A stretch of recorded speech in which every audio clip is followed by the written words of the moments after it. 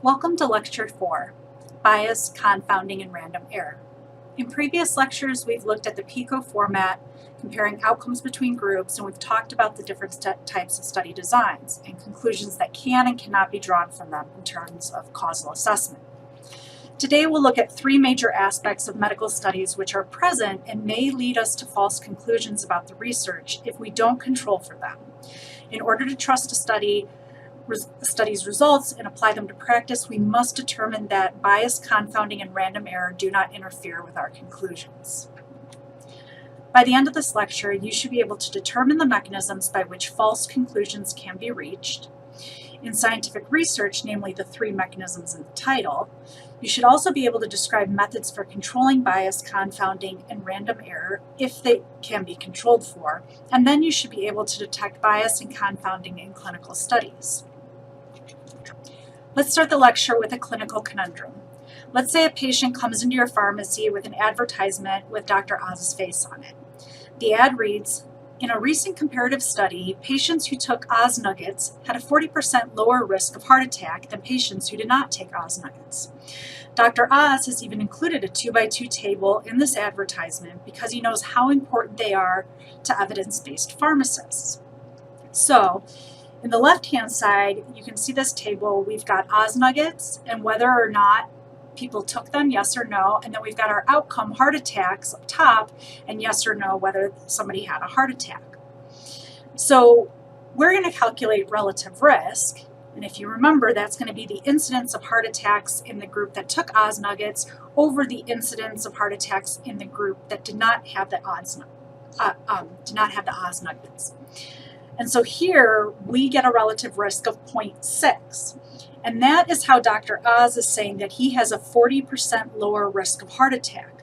However, before you give your patients Oz Nuggets, is there any more information regarding the study that you'd need to make an informed decision? So I'll ask you to think about that throughout the lecture.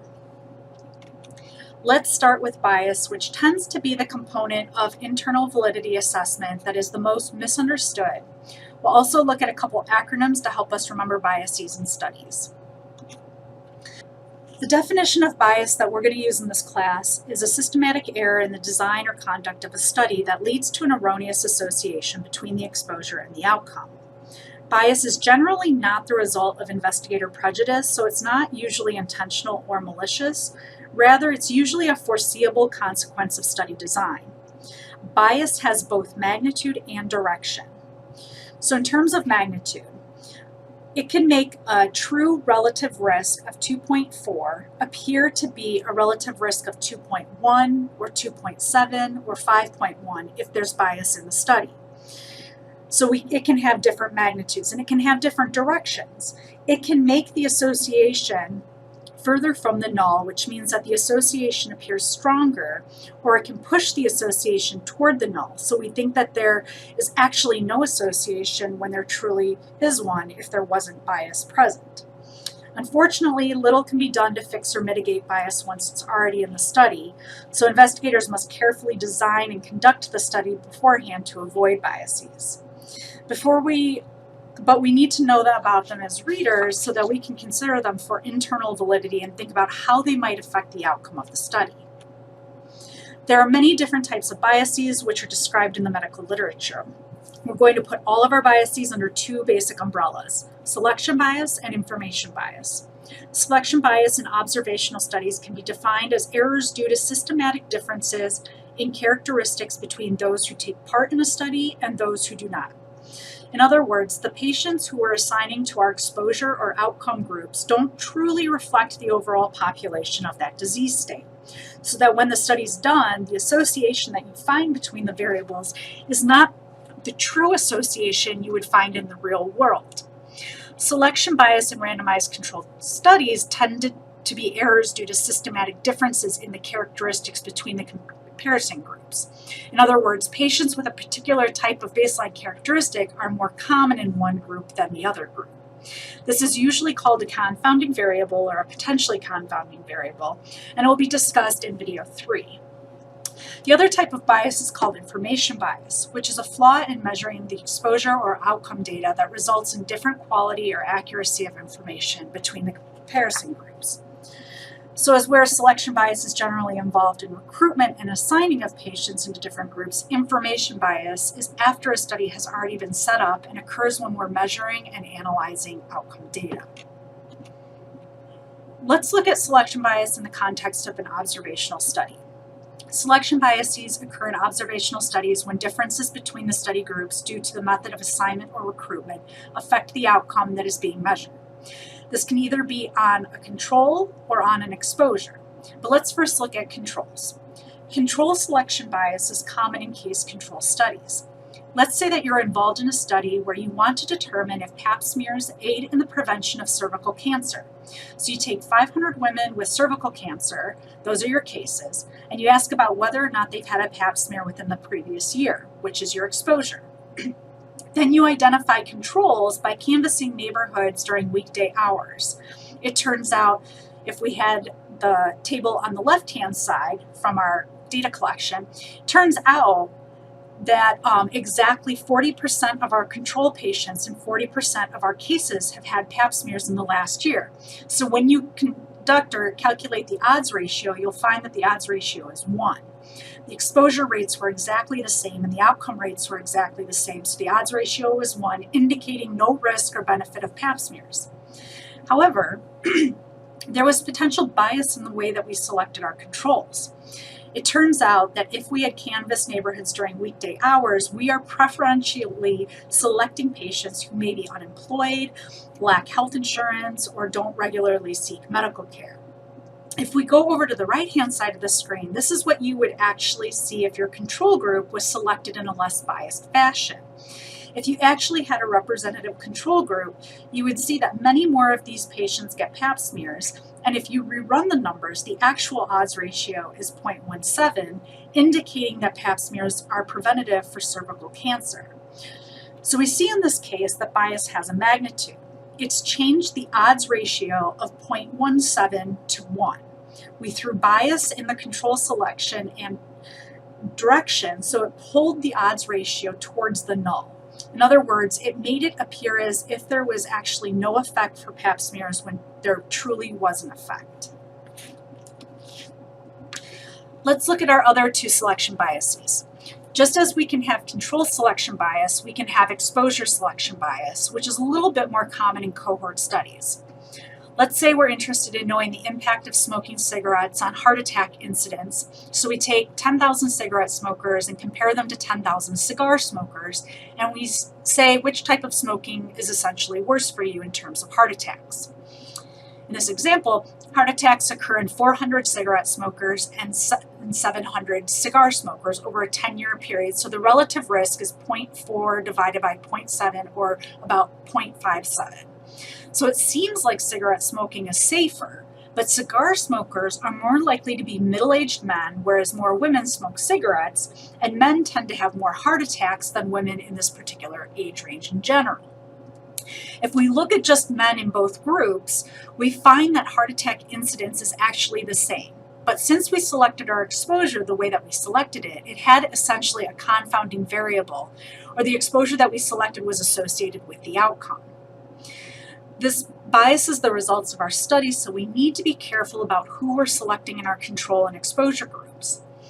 The last type of selection bias we'll talk about is attrition bias, sometimes called lost follow-up, and it occurs when participants in one group leave the study to a greater extent than the other group for reasons that are related to the outcome. So attrition bias can also confound the study results and make it very difficult to interpret in general.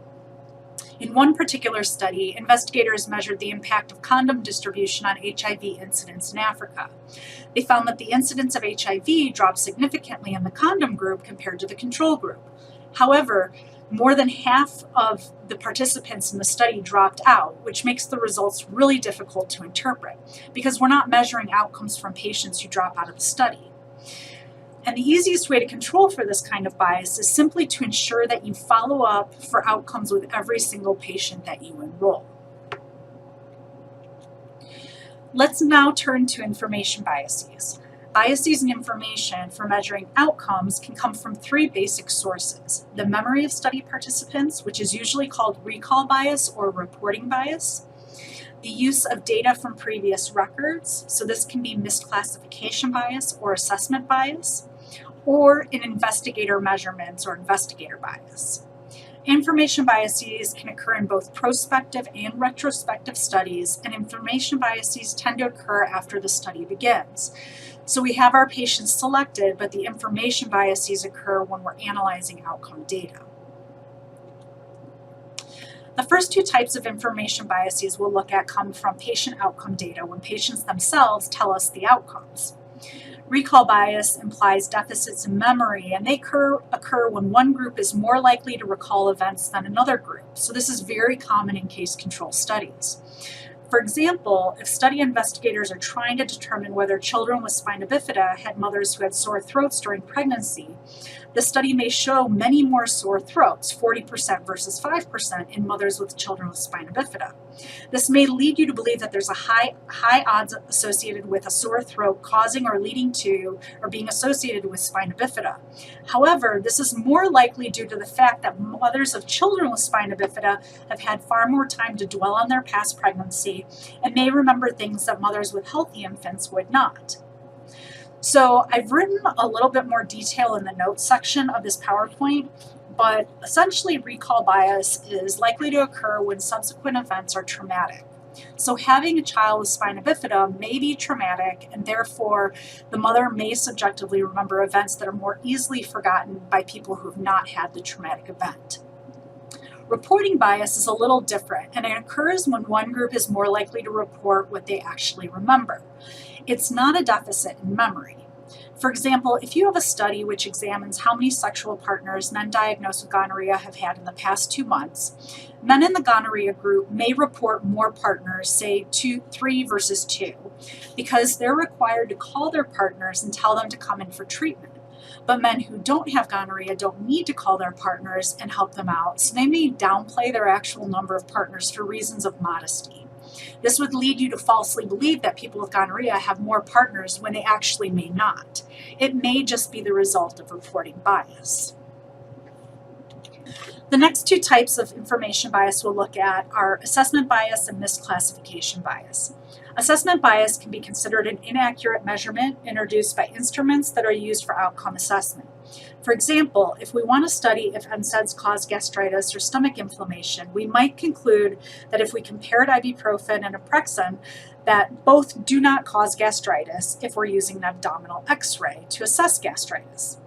But this is simply because abdominal X-rays cannot measure gastritis. So even if ibuprofen caused 10 times the incidence of gastritis than naproxen, then we would never be able to know because we have assessment bias, because the tool we're using causes our result to be biased towards the null in this case.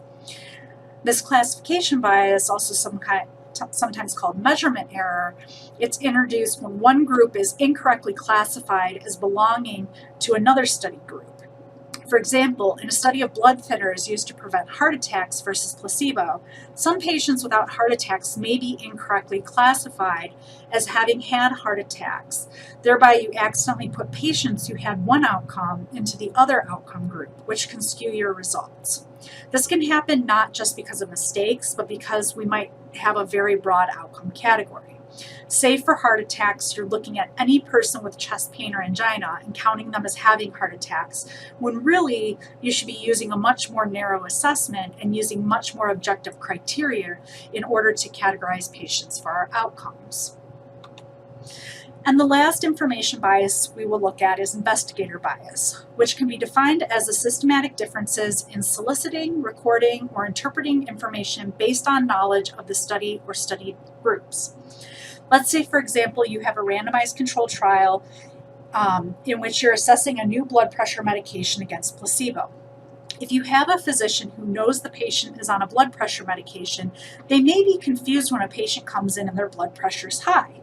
That physician may then ask the nurse to remeasure the patient's blood pressure, which may have a lower number on the second measurement, which fits with the physician's thoughts and personal perception of how the blood pressure should look. But a patient who came in on placebo likely won't get the same treatment. Rather, the investigator would probably keep the first high measurement. So investigator knowledge of the study can lead to differences in how the outcome is measured and recorded. The easiest way to control for this type of bias is blinding the investigators and the patients, which can lower the risk for this substantially. Let's recap what we've learned so far about biases. Biases can lead to erroneous associations between the exposure and the outcome, and generally cannot be removed from the study after it has occurred. Appropriate planning and conduct are required to reduce biases in studies, so it's investigator error in not planning and conducting the study appropriately. But as readers, we need to be sure that we look out for these types of biases so that we can be sure that when we do not apply study results to practice that contain biases, that we're only applying results that are valid and bias-free.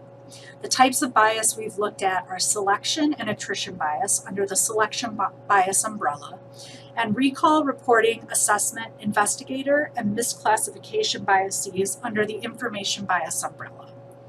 Selection biases tend to occur during recruitment, group selection, and follow-up, whereas information biases tend to occur following study enrollment and during the additional phases.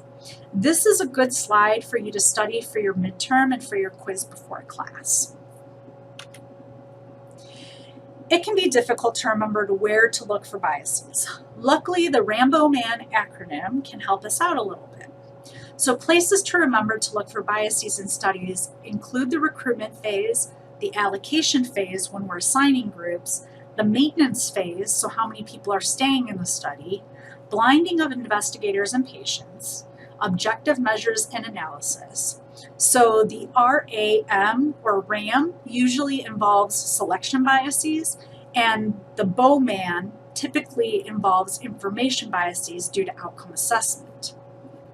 So let's look at this in a little bit more detailed look. So the R in Rambo-Man, we're asking our recruited participants appropriate for the study objectives, can introduce selection bias. Allocation is, are the group allocations appropriate? Are the groups well matched? This can also introduce selection bias. M is for maintenance. Were participants maintained in their groups? Were they compliant? Did they remain in the study? This also can introduce selection bias in the form of attrition bias. B is blinding. Were patients or investigators blinded? This can introduce information bias in the form of investigator bias. Objective measures. Were outcomes measured objectively? If not, this can introduce information bias in the form of assessment and misclassification. And then A, analysis, where analysis is appropriate, and this can introduce information bias.